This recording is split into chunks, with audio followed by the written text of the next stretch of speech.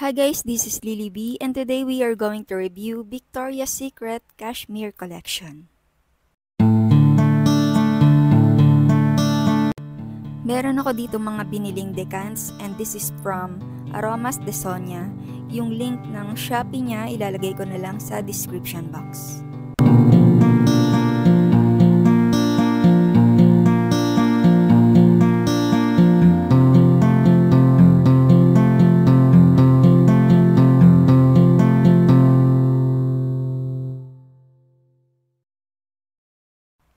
Let's start with Bare Vanilla Cashmere, fragrance notes, plush patchouli, and vanilla orchid.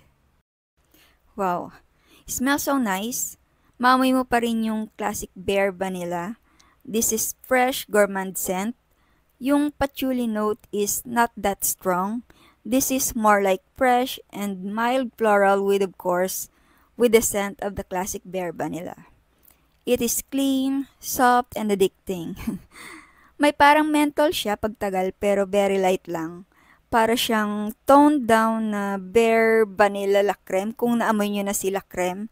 And honestly, mas gusto ko itong Cashmere variant kasi yung pagka-menthol niya, hindi toothpastey gaya ng sa La Creme. And subtle lang yung minty note niya. This is really addicting. It's a refreshing minty vanilla.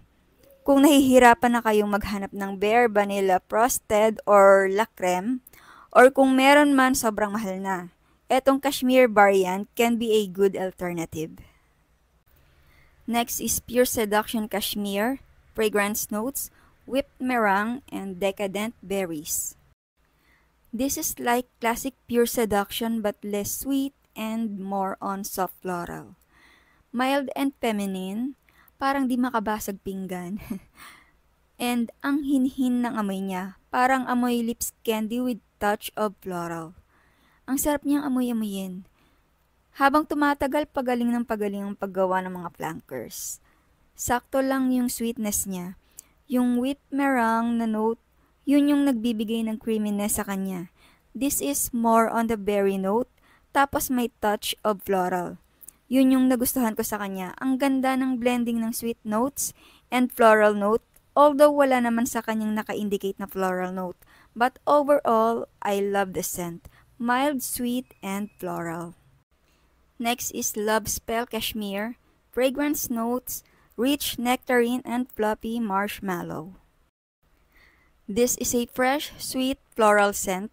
This is like classic Love Spell with fresh, clean note from the nectarine. This is less sweeter than the classic. Ang bango niya fresher and less sweeter than the Love Spell. Andun din yung fluffy marshmallow note.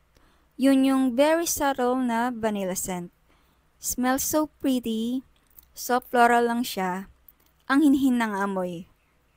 Kung masyadong matamis yung classic sa inyo, maybe you can try the Cashmere version. It is fresh and lightly sweet. Next is Velvet Petals Cashmere.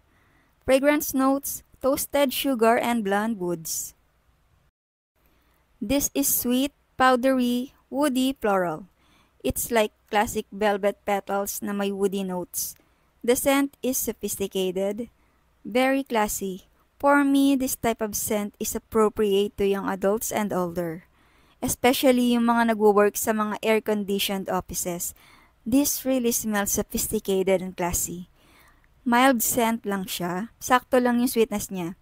Mas nangingibabaw yung woody, powdery notes niya, so better try this in decant muna if you're not that into woody or earthy kind of scents. But overall, this is really nice scent.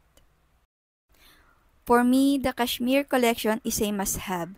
Lahat silang sarap sa ilong, wala kang aayawan sa kanila.